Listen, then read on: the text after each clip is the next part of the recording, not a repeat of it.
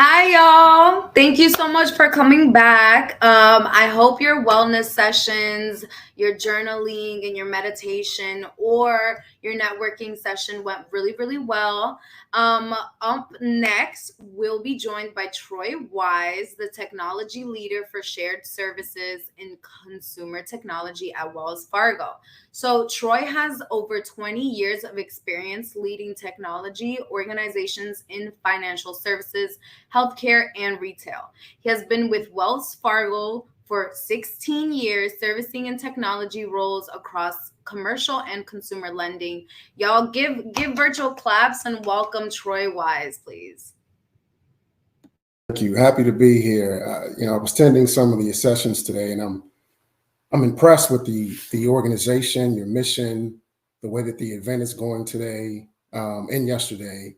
And I must say, it feels a little odd being. I'm used to being the young person in the room, but I'm actually the old person here, so it feels a little odd to be a senior individual at your session. So, but I really appreciate you having me. Hopefully, I can share some tidbits of information, keep you engaged, and you can gain some knowledge from my experience. First, I want to spend a few minutes kind of talking through my current role so you understand what I do. Senior Vice President, Technology Director for consumer shared services. So basically, I support a senior business leader for all of the consumer products: credit card, home lending, auto, deposit, small business banking. That's responsible for all back office operations. So that includes your credit report, managing that data, how we score on your credit report, if there's any disputes around it, how we handle data in general, so data enablement and reporting and some of the self-services tools that we have around that. And then an intelligence automation platform, so basically building out our robotic capabilities, robotic processing, automation capabilities, intelligent capture, some AI functions, and some machine learning functions. In that space alone, we're targeted to save the organization around $60 million a year to the bottom line, and targeting $100 million in savings and automations next year. So that is a growing space for us. It's emerging technology. So we're excited about the opportunities there and always looking for great talent in that space. So I have a team of around 400 individuals across the globe, primarily in the East Coast and in India, all skilled in Java, .NET, mainframe, mid-range, Teradata, Oracle, SQL, so all ranges of technology. And our goal was to continue to drive business value for our business partners. So contributing to top dollar revenue by launching products that are attractive to the market, but more importantly, driving efficiencies so that we can do things with a leaner organization and contribute to the bottom line profitability. So that's my role as a whole. How did I get there? So my journey is very interesting. I want to take a moment to talk about the things that have anchored me in my life that kind of motivates me through my career journey. And so you see this artwork behind me. I had it done a few years ago so that it could remind me of how I needed to act on a daily basis in my personal life as well as my professional life. And so borrowing some of the characteristics of these leaders is what I've always aspired to do from a young age, even to now. So starting with Malcolm X, just bringing truth to power, being very transparent with my team and with my leadership about where we are, what our challenges are, what's good and bad in the organization, and then making sure that we put the energy and effort around the right things, the right challenges, so that we can move the organization forward.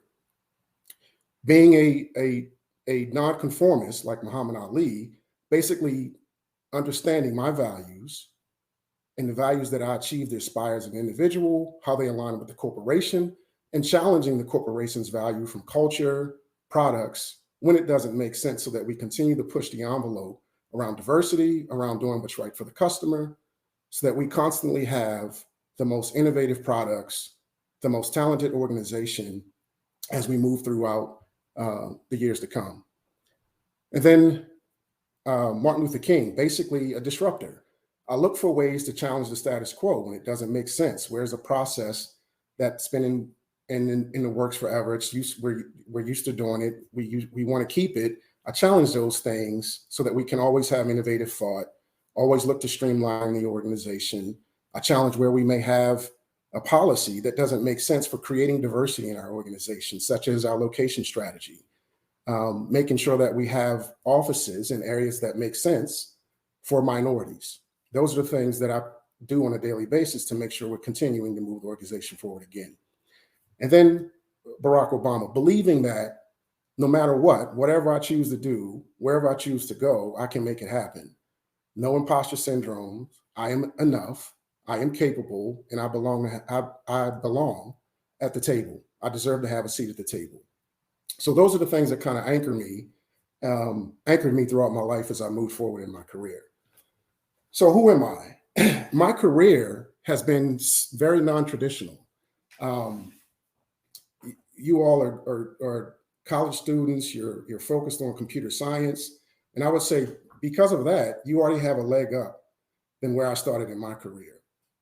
I was just a mediocre high school student. My family was relatively poor, humble beginnings. My mother didn't talk to me, single parent. My mother didn't talk to me about going to college. She didn't talk to me about careers. She just said it in me that I needed to have a job so that I could take care of myself when I finished high school. So that was my focus. So 3 months after graduating high school, I had 2 jobs, but then I quickly realized the things that I wanted in life and the things that I could afford didn't match up. So I started thinking about going back to school after about a year off. And because again, I was just a mediocre student, my grades weren't such that I could get accepted into the colleges that I wanted to go to. So I went to junior college for about a year, improved my GPA, transferred to University of Maryland, Baltimore County and Honors College, and started focusing on what I wanted to do with my life. I had no idea what my major was going to be, no idea what I wanted to do from a career perspective, but I knew from high school by taking certain assessments and enjoying math that I had an analytical mind and it was aligned to computers. But what part of computers? No idea. Was it computer programming? Was it computer support and repair? Was it networking? I had no idea what to do. And I started taking courses in information management back then at that school. That was the computer science program. And my first course was programming with Fortran and COBOL. And it was the most boring class that I've ever taken in my life. So I wasn't immediately attracted to the coursework associated with the information management program. So I jumped around finding classes that excited me because my goal was to have a degree. No one else in my family for generations prior to me ever had a college degree. So I was focused on graduating and then finding a career that could support the lifestyle that I wanted to live. I had plenty of distractions, but I had to hang in there and stay focused on my studies. Money was a challenge. So I started a company as a cleaning business. And I used some of my classmates to help me clean business at night so that we could go to school during the day. And that's how I afforded to eat and how I afforded to pay for college. At that point in time, I still had no idea that I wanted to focus on a career in computers. So one day, as I'm working, I hear one of my clients, one of my customers that has a medical practice, that they're struggling with some technology, some software that needs to be loaded into their computer, networking, so they could make sure that charts are managed properly across various employees and things like that. So I offered to help. And just my innate ability to want to solve complex problems allowed me to work through implementing the software, setting up a network, and creating a little database that allowed them to manage their charts through this computer system. So with that and having very little experience and exposure to technology, I found my purpose. My purpose was using technology to solve business problems. And this happened at my senior year of college. So I wasn't going to start over and focus on a career in information management because I, again, didn't care about the classes and the coursework was there. So I actually was attracted to psychology. So I graduated in psychology, no technical background, BA, and I started doing business jobs with doing work for small business around solving their computer needs, whether it was a network setup, whether it was an application, whether it was third-party products, supporting their needs is what my focus was. And at the same time, I was like, hey, I'm enjoying this technology thing, but I really don't understand business the way that I should. The psychology thing didn't really work for me. I did some internships. I had a job doing direct care in a mental health organization. It just wasn't my thing. So I went back to school to get my MBA. And that's where I really saw a track focused on computer science within the MBA program. And I really just immersed myself in it. I enjoyed the classes. I was programming in ASP.NET, did some things in Java, understood the relational database concepts, started to understand digital frameworks, as well as learning marketing techniques, brand management practices, accounting, profitability, investment.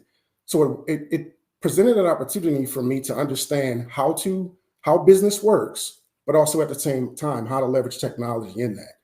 So as I was in my MBA, my company was fine, but it was primarily focused on cleaning with some customers around technology. I decided to jump into corporate America. And my first job was an entry-level job at a startup firm, providing customer service support essentially. But I had a commitment that I would grow my career significantly in 2 years to achieve the roles that I wanted to achieve in the organization. But again, I still wasn't clear on what those roles were, so I had to do the research. So I studied the organizational charts. I understood every single role that was in that company. I talked to leaders of that organization so that I could understand how they got to where they were. And through that process, I identified roles in technology that I wanted to have. That was a programmer, a project manager, and eventually an application development leader. So I finished my MBA program. I applied for some jobs in the technology team as a part of this company. My work in that organization around customer service could have prevented me from making that leap. But the one thing that I did was made sure that as I networked, I asked, what were the stretch goals that they had to achieve as an organization? What were some of the projects that they had, special projects that they had that I could be a part of, that I could do in addition to my full-time job in customer service to show that I was capable of implementing solutions, solving business problems, and meeting business goals. So I did that, and I transitioned nicely into a developer role, building out a CRM system, being a part of a team that built out a CRM system in this startup firm. This was back in the early 2000s.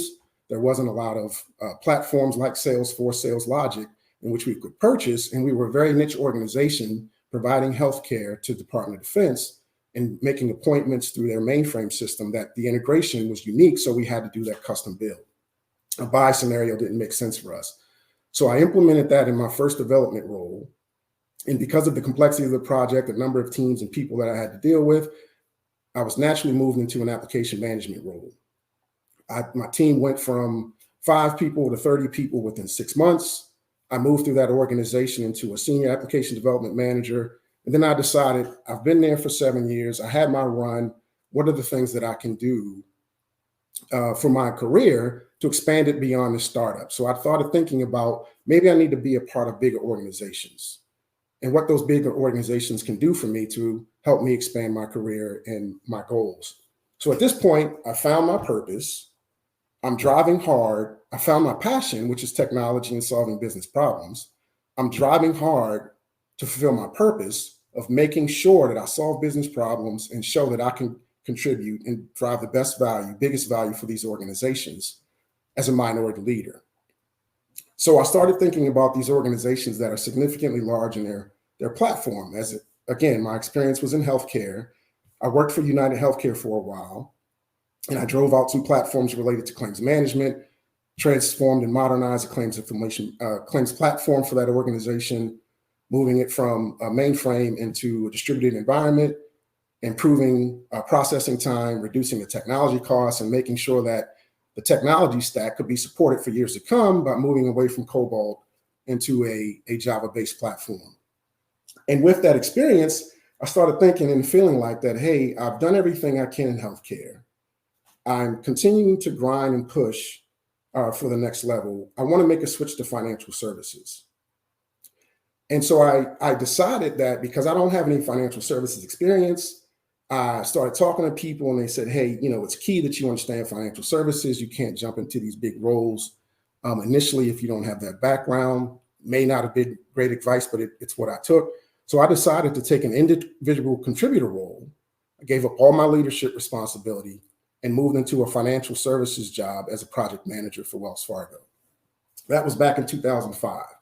I'd have every intention of just focusing on understanding the Wells Fargo organization, knowing the business in and out, what it does from a consumer standpoint, what it does from a commercial standpoint, what's lending, what's investment, what's their customer platform, how they handle digital aspects, what's their project methodology, what's their development methodology, what are their challenges from a technology stack perspective, what is their talent pool.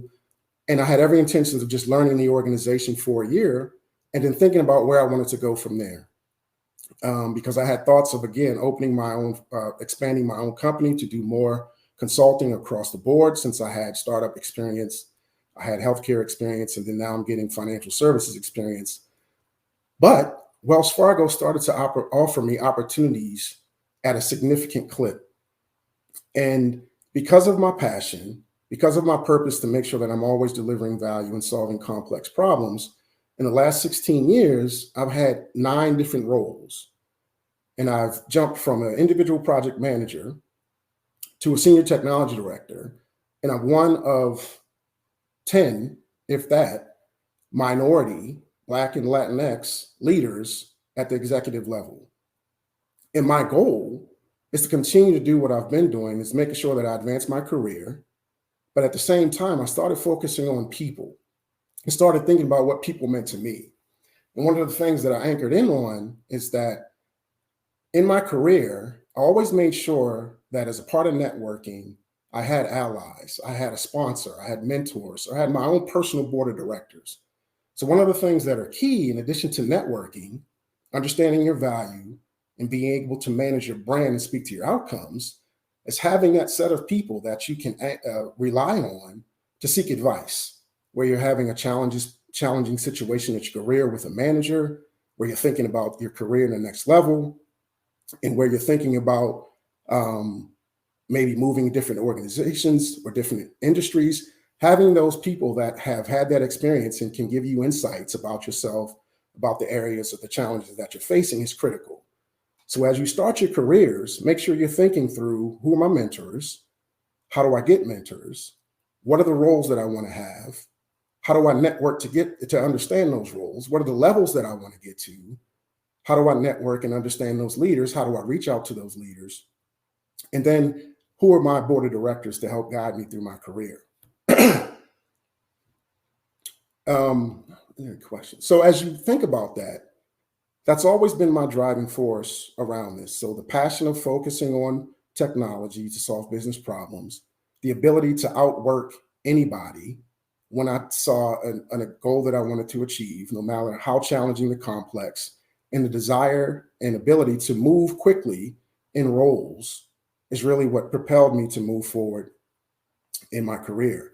Some of the other things that I think about, I talked about mobility. So don't be afraid to stay in a position for a year or two and look for opportunities to move outside of that. There's a notion that if you're in a position too long, 4 years or more, that you're becoming stagnant. Don't do that. And no matter how much you enjoy the job, unless you want to stay in that role and you're not worried about advancement, always look to make a move within 2 years, 4 years at the most. Always look for, don't only look for promotions, but also look for lateral moves. The lateral moves allow you to better get exposure to different parts of the organization, different functions. Say you're on an agile team and you're delivering feature sets around a new product and direct customer facing, but maybe you want to move into something that's around payments, right? So those lateral moves allow you to round out your experience so that when you think about the next level, you have a greater set of skill sets that you can bring to the table for that next leader. Also think about your leadership and your development. You can be very focused on your technical capabilities, but you also have to be focused on those soft skill strengths. Being able to lead an organization, being able to lead in a matrix environment, being able to motivate and influence others. So being able to take the time and humble yourself to understand how folks are motivated so you can influence them towards the mission and goals of the organization or of your team. You also want to make sure that you're being courageous. As a leader, you have to make the hard decisions, and you have to make those hard decisions in a very quick manner. So and you can't overthink it. You can't think that you're going to make the right decision and it's going to be the right decision when reflected on 5 or 10 years from now. You have to look at it for what you have in front of you, be courageous, be decisive, make the best decision you can with the information you have at the time, and then reevaluate those decisions going forward. And as a leader, you got to think about talent. You got to be able to develop yourself, but more importantly, you have to be able to develop your team. What are the goals that they need to achieve as individuals so that they can become better in their role? What are the tools that they need so they can be a high-performing team member? Then as a unit, they can be a high-performing team. That's one of the core principles of Agile, is developing high-performing team through continuous learning. And that's what you need to do as a leader, foster that, but make sure that you're having those conversations with your teams and or colleagues of where their opportunities might be. And then managing risk. As a leader and as an individual, one of the greatest things you can do is always think about where in our software delivery process and the process that we have in the organization, the way that the teams are aligned, the tool sets we use, where there's risk in the organization, and make sure you call that out, and so that the organization can address it, because you don't want to have a situation where you're launching things and it becomes unstable, or if you work in a highly regulated organization like financial services, you're doing things that the regulators can frown upon. And if you follow Wells Fargo, a lot of that has happened over the last few years. So I'll pause there to see if there's any questions. And I need to go to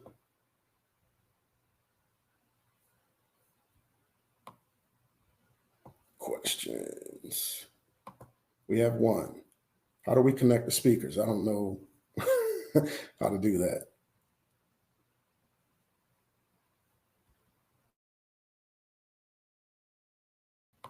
It's for me at this point.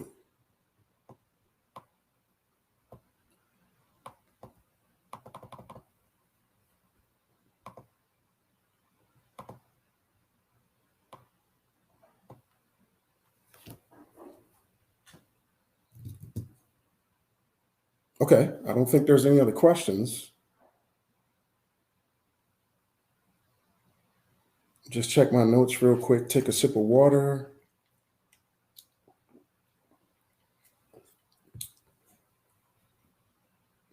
All right, to summarize and close, the purpose, okay, here we go. How do you work harder than anyone without getting burned out? That's a great point. So yeah, it's always about working smarter, not harder per se. But that's where I tell my kids, right? I have two children. My daughter's 21 and my son's 19. They're both in college. We talked about top college from when they were young age. I tell them to find your passion. And once you find your passion, it really drives you. And you're able to find that energy when you come across complex problems, or when you feel like it's nothing but barriers in front of you and you're constantly picking yourself up or working through challenges. That motivates you through it because you're doing what you love. You want to make sure that you're getting the rewards out of it, of the self-fulfillment of overcoming challenges and opportunities and barriers in front of you. And that's what motivates me. But at the same time, again, using that board of directors or my team to help me think through what those challenges are for me, what opportunities are in front of me, what skill set I'm trying to learn, so that I pace myself properly and have realistic expectations about where I am and what the potential outcomes could be. I hope that helps.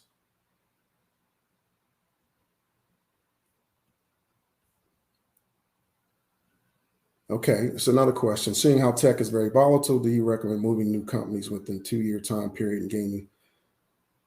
I feel like I've owned the company for a few years. It depends on the organization, right? That is a great question, and it's a personal choice.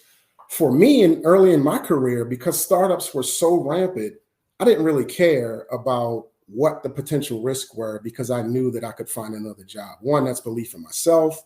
It's belief in the outcomes that I'm able to show on my resume and the roles that I've had as far as goals and accomplishments. And that's what really drove me. If a company aligns to my values and I feel what they are doing is good for what I believe in. So if I believe they're offering an excellent service to the industry, or they're helping customers with complex challenges and they're advancing betterment in people's lives, and I see opportunity to grow within that organization, then I will stay and look for opportunities to change in that organization. I didn't say you have to leave companies every 2 years. From a mobility perspective, you want to change roles. So if you can gain that experience and grow within the company, that's great, because you create a brand for yourself, that brand becomes known, and you can leverage that to advance your career. If you're not aligned with the company, you don't feel there's opportunities, leadership doesn't, you know, you don't aspire to the leadership, you may not have respect for the leadership, you don't enjoy the leadership, then you should look to move to another organization. And when you do move, it is a test. You have to, the way that I approach it, anytime I take a new role or went to another company before Wells, every 6 months I reevaluated what I was doing, how I felt about the role, and if it aligned with me from a values perspective and was giving me the things that I needed to get to the next level. So was I positioned to grow in my career? And if the answer is yes on those, then I stay. If the answer is no, then I move on.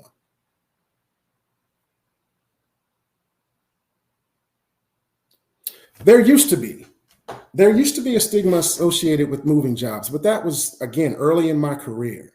And you had come from an environment where the baby boomers and the generation before them worked 20, 30, 40 years at jobs and got pensions, etc. When I first started, pensions were going away, new organizations were coming up. Those legacy organizations and industries like General Electric, et cetera, were going through downsizing. So nothing was guaranteed from staying with the company long term. And what does it do for me, right? I got to think about my brand. I got to think about what's important to me, my quality of life, my goals, financially and personally.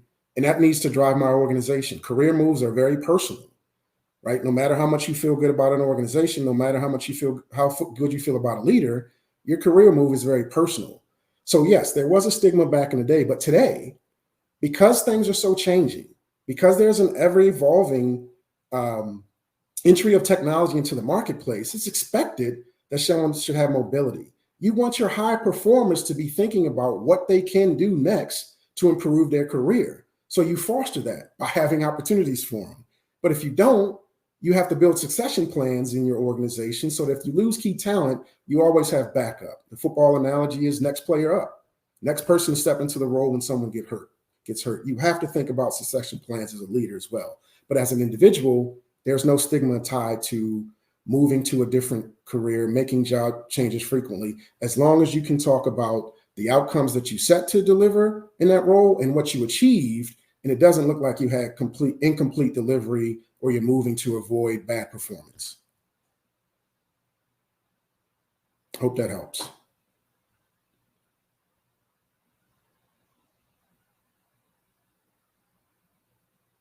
What's a mistake you made during your career journey that you would do differently?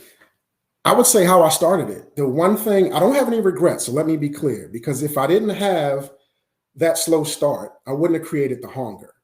And the hunger drove me to try to excel and get to the level that I have, which as I look at some of my peers in graduate school, I've superseded them. I excelled beyond them. So I'm happy about how I came to be. But if I had it to do over and do differently, I absolutely would have spent more time in high school, in my college undergrad days, thinking about what I wanted to do, what careers, excited me from a passion and values perspective. And then I would have kind of drove more in a targeted direction. But knowing that if I found myself in a role or a career or an industry that didn't make sense for me, it's okay to change. When you're 22, 21, 22, 23 years old, trying to chart out your life, you can't expect that you're going to get everything right. So you have to make sure that perseverance and that flexibility and persistence is there, because it's going to change. My career path has been very jagged edge. I've had some great ups and I've had some very deep lows. What I mean by lows is, I'm moving up a career path. It's happening fast. My organization is coming together. Then there's a reorg and I might lose half my team. I might get moved and slotted under someone else, so I'm layered. That's happened. And then I come out of that and I might take 2 steps up in the org chart, get a larger team, and go from there. And that's happened as well. So there's, you can't think of it as a mistake. You just got to think of it as a learning opportunity, because there's no right way. There's no one way. There's no 5-step process that everybody can follow and be successful. They got to think about what's important to them, where they are in their life, what are the life challenges that are in front of them, and drive their career decisions from that.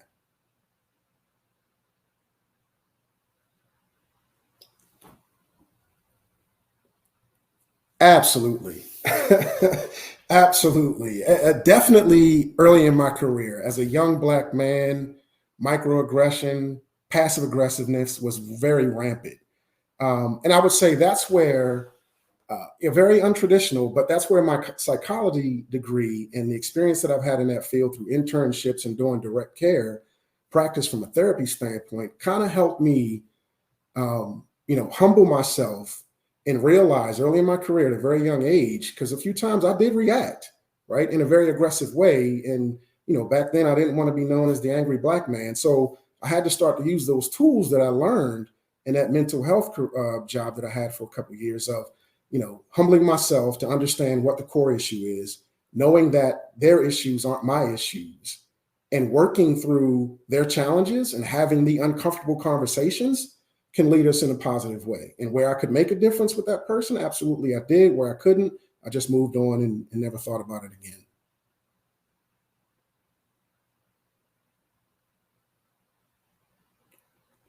Great question. Great question. There are times where you feel like things aren't happening your way because you're a minority.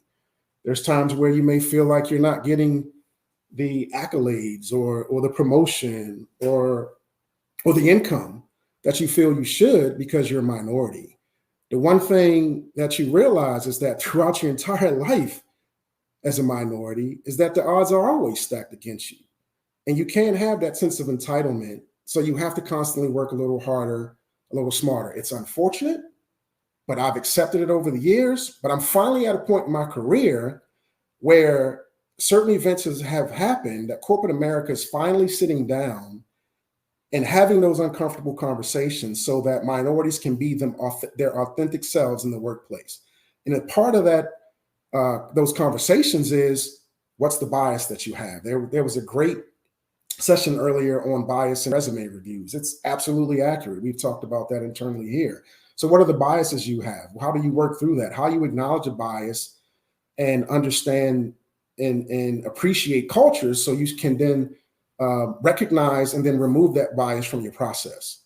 But in those scenarios, you cannot be honest to yourself, and that's why I anchor in on this painting that I had this artist make for me. It's my black Mount Rushmore.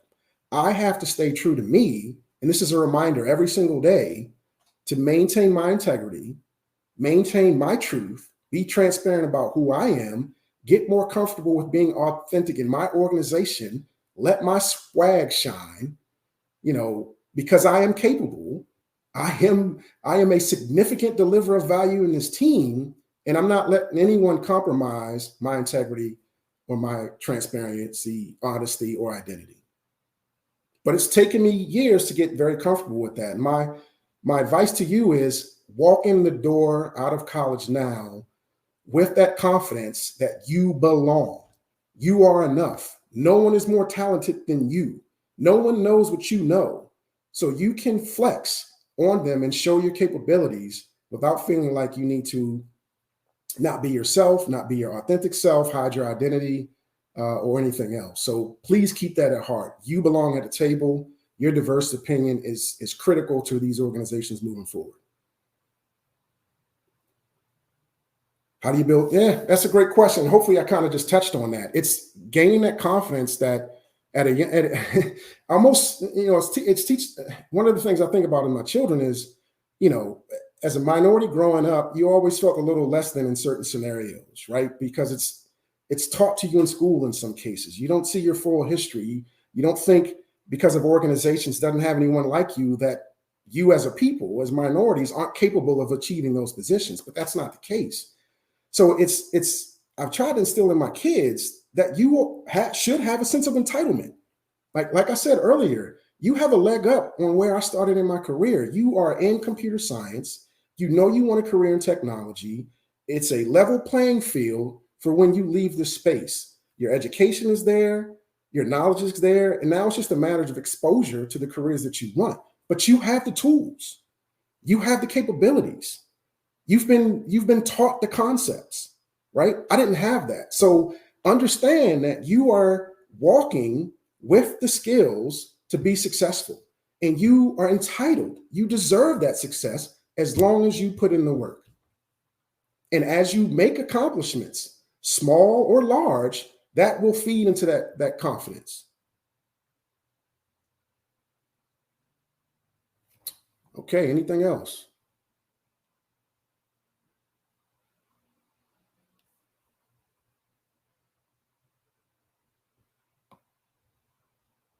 All right. I don't know where we are on time.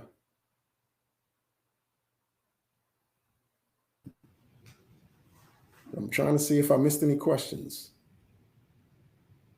Perfect. I think that is all the time we have, Troy, but thank you so much for sharing all your wisdom, all your truth, and your full experience with everyone present today. I can see that in the chat, people are very grateful. They're really taking all this information in. And thank you so much, Troy. Thank you. Y'all give virtual applause in the comments, please. All right, well, push Yes, them peas and go get that money. very much that. Yes. All right. Thank you. Yes. Very much go get your money, please. And know that you can do it, and know that nobody should stop you, you know. One door closing is another door opening, is what I always say. So thank you very much, Troy. So up next, we are going to have Pamela Abreu and Kevin Scorgians Jr. from LinkedIn for a fireside chat about their unique career paths into CS. Pam is a designer turned front end SWE and Reach alumni on LinkedIn's data products. She runs UI and UX engineering forums and mentors on the tech industry.